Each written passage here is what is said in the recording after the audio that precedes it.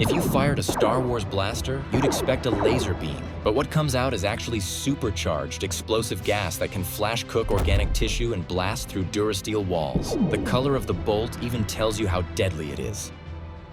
You see, blasters convert energy-rich gases into particle beams. Red bolts, made from cheaper gas, became the most common across the galaxy. Green bolts, using the most expensive and powerful gas, were reserved for specialized forces like Naboo Security. But the technology behind these weapons goes deeper than just their color. Blaster technology was first developed by the Rakata for their war droids, but was lost when their empire collapsed. The early Republic had to start with crude beam tubes, bulky weapons that required backpack power supplies. It wasn't until the Mandalorian Wars that the modern blaster was born, revolutionizing combat across the galaxy. The E-11 blaster rifle, famous as the Stormtroopers' weapon of choice, could blast chunks out of duracrete at its highest power settings. But this compact design came with a trade-off. Its effective range topped out at just 300 meters. Compare that to the Clone Wars DC-15A rifle, which could hit targets up to 5 kilometers away when properly mounted.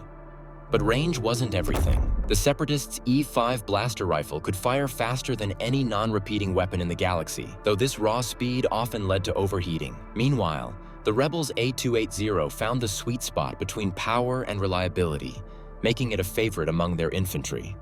The type of gas used in these weapons didn't just determine their color, it shaped entire economies. Tibanna gas, harvested from places like the gas giant Bespin, became the standard choice for its affordability. Cloud City's massive mining operation processed this resource for weapons across the galaxy. Some gases were so powerful they required special regulation. Take Sig gas. Its armor-piercing capabilities were so potent that the Republic created an entire bureau just to control it. And specialized gases like Elaton became valuable enough that even Alliance spy Cassian Andor carried 8 compressed ampules in his belt for quick reloads. The Mandalorians set themselves apart with their signature yellow blaster bolts, while the Magna Guards and Geonosian starfighters utilized rare purple-producing gases. The choice of gas wasn't just about firepower. It became a mark of identity and tactical advantage. But the most sophisticated use of blaster gas came from the Clone Wars. The Republic's forces specifically chose blue ionized gas for their blasters because it proved especially effective against Separatist droids. This wasn't just about color, it was about tactical advantage in a galaxy-wide conflict. The control of blaster gas became a major economic force. When the Empire occupied Bespin, they weren't after Cloud City's luxury resorts. They wanted control of its Tibanna gas mining operations. A single facility could process enough gas to supply weapons across multiple sectors of the galaxy. Blaster power settings offered another layer of control. With a single adjustment, the same weapon could leave a small singe mark or create a massive explosion. This flexibility made blasters the dominant weapon in the galaxy, despite the existence of other options like slug throwers. The cost of operation proved another key advantage. While 500 slugs could cost you a fortune, a single blaster gas cartridge could deliver 500 shots for the price of a decent meal. Even better, these bolts didn't drop over distance like physical ammunition, making them more reliable in combat.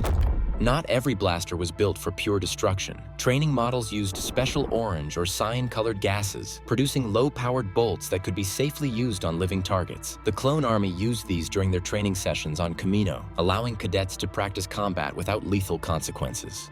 Some even experimented with using kyber crystals, the same crystals that power lightsabers, to create enhanced blaster weapons. Records of these kyber blasters still exist in the Jedi archives, though most attempts to merge these technologies proved unstable.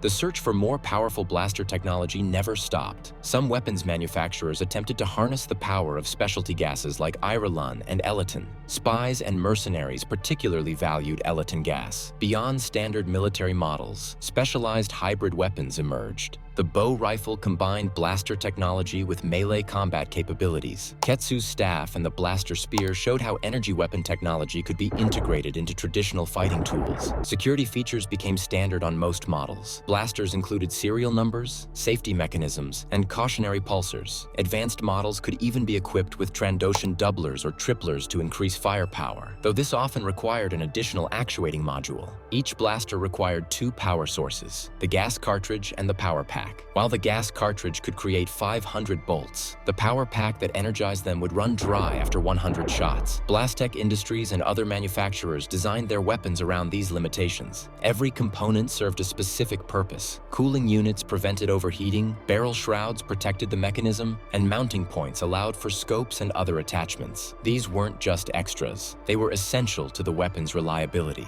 Manufacturers had to account for one more critical aspect. Blaster bolts delivered varying degrees of concussive force. A single shot could cause bleeding or burning or both, with enough impact to rupture organs and break bones, especially against armored targets. Magnetic seals and deflector shields were developed specifically to counter these energy weapons. But even with these defenses, the versatility of blasters made them the galaxy's most prevalent weapon. From the corporate sector to the outer rim, the diversity of blaster technology reflected the complexity of the galaxy itself. Mandalorians with their yellow bolts, clone armies with their blue ionized charges, and even the elite forces of Naboo with their powerful green blasts. Each group's choice of weapon and gas became part of their identity. From the ancient Rakata to the modern era, blaster technology evolved far beyond simple energy weapons. It shaped economies, influenced military strategies, and became deeply woven into the fabric of galactic society.